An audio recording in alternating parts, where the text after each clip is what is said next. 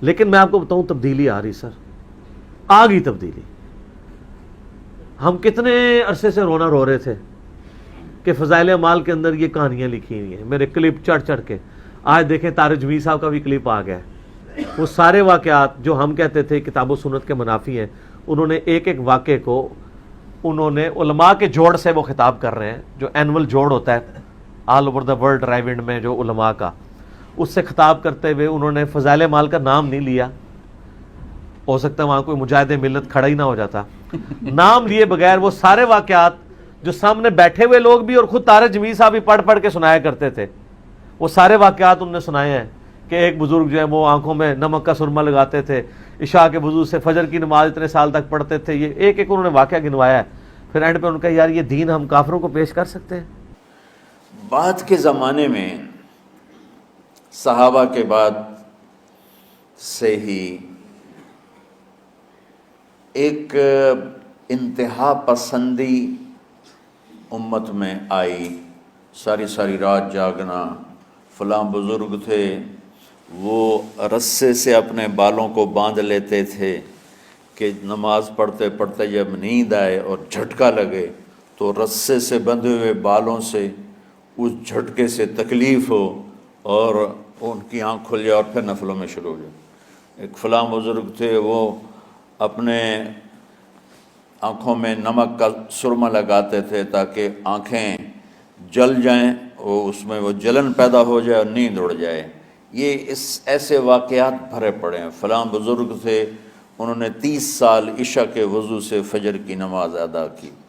یہ اپنی جگہ پہ بزرگی ہے، لیکن یہ بھائیو یہ دین ہم پیش نہیں کر سکتے. فلاں بزرگ تھے وہ 30 سال سے ستو کھا رہے تھے کہ روٹی کھانے اور ستو کھانے میں 70 دفعہ سبحان اللہ کا فرق پڑ جاتا ہے. تو روٹی کھائیں تو 70 دفعہ سبحان اللہ کم کہہ سکتے ہیں، اور ستو کھائیں تو 70 دفعہ سبحان اللہ زیادہ کہہ سکتے ہیں. تو لہٰذا ان کا مجھے تو 30 سال ہو گئے، میں تو ستو کھا رہا ہوں، میں تو روٹی نہیں کھا رہا. یہ دین نہیں ہے. یعنی یہ وہ دین نہیں جو ہم انسانیت کو پیش کر سکیں. یہ تو لوگوں کو دوڑانے والی بات ہے. ویسے میں آپ کو بتاؤں کہ یہ بھی اب پرانی بات ہو گئی ہے. اب آپ وہ دین کافروں کو کیا مسلمانوں کو بھی نہیں ہماری ویڈیوز کے بعد پیش کر سکتے. لوگ مسلمان نیچے کمنٹس کر دیتے ہیں. بریلوی تو بندی اہل حدیث شیعہ نہیں کرتے ہیں، مسلمان کمنٹس کر دیتے ہیں نیچے. وہ بھی مسلمان ہیں، لیکن وہ والے مسلمان جن کو سمجھ آ گیا ہے کہ یہ فرقہ وارانہ تعصب ہے، وہ اب آپ کافروں نہیں سر، نہ فضائل اعمال کافروں کو نہیں، آپ مسلمانوں کو بھی نہیں آپ پیش کر سکتے. وہ بھی انجینئرنگ کر دیں گے آپ کی پکڑ کے کہ یہ سر آپ کیا کر رہے ہیں، یہ تو دین اس قابل نہیں کہ آپ پیش کریں. تو سر تبدیلی آ رہی ہے، آپ کوشش جاری رکھیں، انشاءاللہ تعالی چینج آئے گی. اور ایک آدمی ایک بزرگ سے ملنے گیا تو وہ نوافل پڑھ رہے تھے. وہ ظہر سے عصر تک نفل پڑھتے رہے، وہ ان کے انتظار میں بیٹھا رہا. پھر عصر سے مغرب تک وہ مراقبہ کرتے رہے، وہ انتظار میں بیٹھا رہا. پھر مغرب سے عشاء تک وہ نفل پڑھتے رہے، وہ بیچارہ انتظار کرتا رہا. پھر عشاء کے بعد پھر نفل شروع کیے تو تہجد تک نفل پڑھتے گئے اور وہ بیچارہ پیچھے بیٹھا ہوا. تو تہجد کے آخر میں ان کی مصلی پہ بیٹھے بیٹھے ایسے اونگ آ گئی تو یوں جھٹکا لگا تو کہا یا اللہ میں اس آنکھ سے پناہ مانگتا ہوں جو سونے سے اس کا دل ہی نہیں بھرتا. اور پھر اس کے بعد فجر کی نماز پڑھ کے اشراق تک بیٹھے رہے. پھر اشراق پڑھے. اخیر وہ بیچارہ اٹھی کے واپس آ گیا. لگتا ہے نام تو ویل ہی کوئی نہیں. تو وہ اس نے کسی سے پوچھا کہ یہ بزرگ کب سے یہ کر رہے ہیں؟ کہ پچھلے 30 سال سے کر رہے ہیں. یہ رہبانیت کی شکل ہے. یہ وہ دین نہیں جو ہم لوگوں کو پیش کریں گے تو وہ کہیں گے واہ واہ واہ واہ کیا دین ہے بھائی، قبول کرو. یہ دین اس قابل ہے. انہوں نے کہا یہ دین میں غلو ہے. دین وہ ہے جو اللہ نے نبی علیہ السلام کو دیا تھا، اور اس کے اگینسٹ انہوں نے وہی حدیث بیان کی جو میں اکثر بیان کرتا ہوں کہ 3 اصحاب نبی علیہ السلام کے پاس آئے. انہوں نے نبی علیہ السلام کی بیویوں سے آپ کی غیر موجودگی میں پردے میں پوچھا کہ نبی علیہ السلام کی عبادت کا کیا حال ہے. تو جب انہوں نے بتایا تو ان کو لگا نبی علیہ السلام تو بہت کم ہی عبادت کرتے ہیں. تو ایک نے کہا میں روزانہ پوری رات جاگ کے نماز پڑھوں گا، دوسرے نے کہا میں روزانہ روزہ رکھوں گا، تیسرے نے کہا میں نکاح نہیں کروں گا. شادی کروں گا تو پھر مصیبت میں پڑ جاؤں گا، میں اللہ اللہ ہی کروں گا، یہ کہہ کے وہاں سے چلے گئے۔ یہ حدیث ساری سنائی طارق میر صاحب نے، اور پھر انہوں نے یہ بھی کہا کہ اس پہ امام بخاری نے باب باندھا ہے کہ عبادت میں غلو کرنا مکروہ ہے اسلام میں۔ یہ ایک قسم کا غلو آیا۔ میں ایک حدیث سناتا ہوں، بخاری شریف میں بھی ہے، مجھے اب ہر شے بھول گئی، لیکن وہ ہے نہی الغلو، اس طرح کر کے آپ لوگ زیادہ جانتے ہوں گے جو پڑھ رہے ہیں، کہ غلو سے نہیں۔ حدیث آپ کو سب کو یاد ہوگی کہ 3 صحابہ آئے اللہ کے نبی کے گھر اور پوچھا کہ اللہ کے نبی رات کیسے گزارتے ہیں؟ تو گھر والوں نے کہا سوتے بھی ہیں، جاگتے بھی ہیں، کھاتے بھی ہیں۔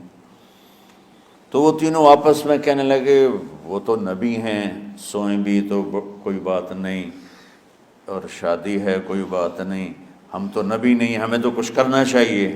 ایک نے کہا کہ میں ساری زندگی روزہ نہیں چھوڑوں گا، ایک نے کہا کہ میں ساری زندگی سوؤں گا نہیں، ایک نے کہا میں ساری زندگی شادی نہیں کروں گا۔ تو دیکھنے میں تو واہ واہ کیا بڑی بزرگی ہے بھائی، بڑے بزرگ ہیں۔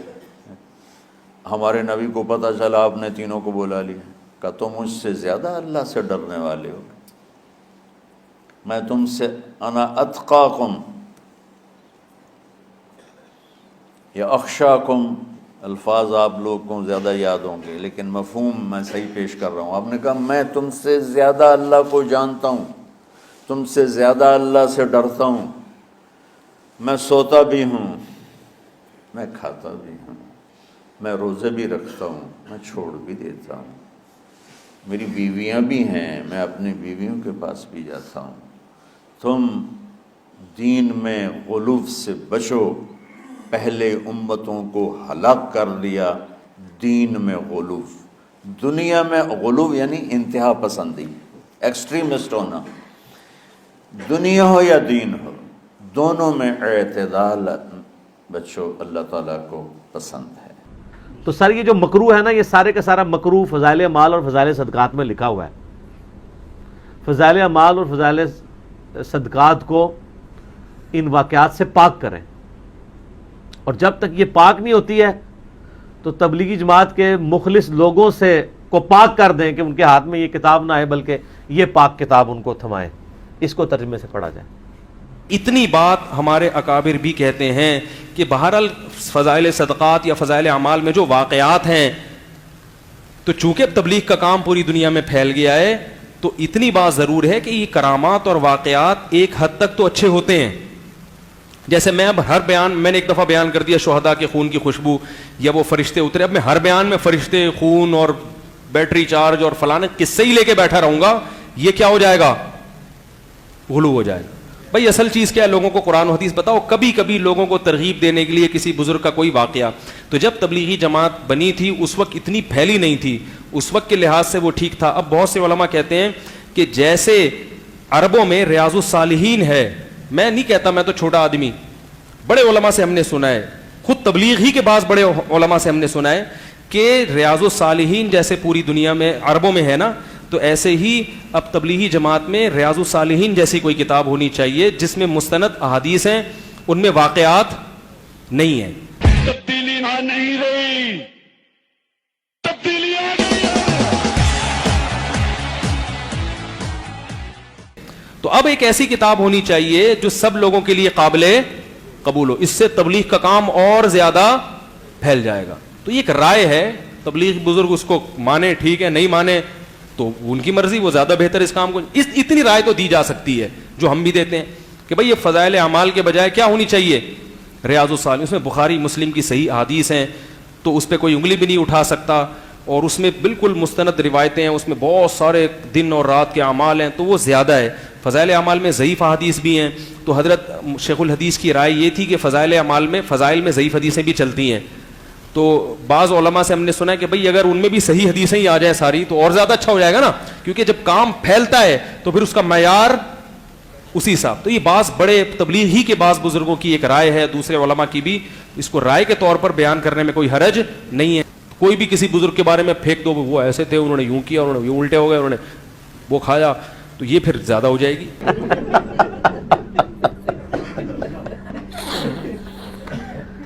ایک حد تک تو وہ میں گیا نا ایک میوزیم میں, تو مجھے وہ وزٹ کرا رہے تھے, بس تھوڑے سے وزٹ کرا رہے تھے کہ یہ جو ہے کیا نام ہے, یہ حضرت علی کی پگڑی ہے. میں نے کہا شاید ہوگی بھائی, میں نے کہا ٹھیک ہے شاید. تو دوسری یہ کیا, یہ حضرت فاطمہ کا کرتا ہے. میں نے کہا ممکن ہے, ہو سکتا ہے بھائی, اب کیا کہہ سکتے. ایسے میں ہاں کرتا جا رہا تھا. پھر میں نے کہا یہ, انہوں نے کہا حضرت موسیٰ کی لاٹھی ہے. میں نے کہا کچھ زیادہ نہیں ہو گئی,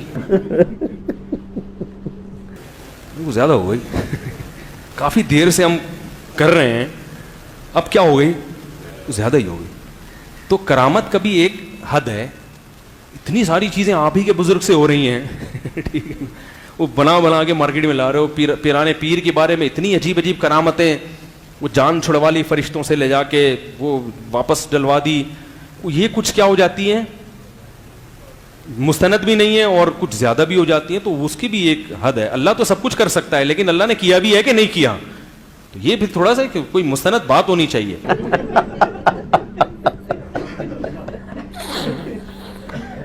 اسی ویڈیو کے نیچے ایک تبلیغی بھائی نے کمنٹس کیا ہوا تھا کہ آپ سمجھے نہیں طارق جمیل صاحب کیا کہنا چاہتے ہیں. کیا کہنا چاہتے ہیں وہ؟ ہاں, وہ یہ کہنا چاہتے ہیں کہ بزرگ ٹھیک تھے, لیکن یہ جو کام ہوئے ہیں وہ دین نہیں تھا. ہاں ٹھیک ہے, یعنی بزرگ ٹھیک تھے, بزرگوں کے کرتوت ٹھیک نہیں تھے. بس یہی ہے. ہاں تو ہم بھی تو یہی کہہ رہے ہیں. ہم کہتے ہیں ڈونلڈ ٹرمپ بھی ٹھیک ہے, اس کے کرتوت ٹھیک نہیں. وہ ٹھیک اس لیے کہ اس کو اللہ نے بنایا نا, ربنا ما خلقت ھذا باطلا. فرعون بھی ٹھیک تھا لیکن اس کے کرتوت غلط تھے. جتنے بڑے بڑے لوگ ہیں وہ ٹھیک ہی تھے, کرتوت برے تھے ان کے. جب انہوں نے کرتوت اچھے کر لیے تو وہ اچھے بن گئے. تو وہ یہ نہیں یہ کہنا چاہتے. یہ بات تو سمجھ میں آ گئی کہ اب نزول, اب آپ نیچے یہ بھی جواب دے دیجیے گا ٹھیک کہ ہمیں بھی یہی سمجھ آیا ہے کہ بزرگ آپ کے ٹھیک تھے, ان کے کرتوت ٹھیک نہیں تھے. اور اس کا مطلب کیا ہوا کہ آپ کو لوگوں کو یہ بتانا چاہیے کہ ہمارے بزرگوں کا آپ احترام کریں, لیکن خدا کے لیے جو وہ کام کرتے رہے وہ کام آپ نے نہیں کرنے, ان کے کرتوت ٹھیک نہیں تھے. تو انشاءاللہ بزرگوں کا احترام کرنا لوگ خود ہی چھوڑ دیں گے. تو سر تبدیلی آ رہی ہے, آپ کوشش جاری رکھیں, انشاءاللہ تعالی چینج آئے گی. تبدیلی نہ نہیں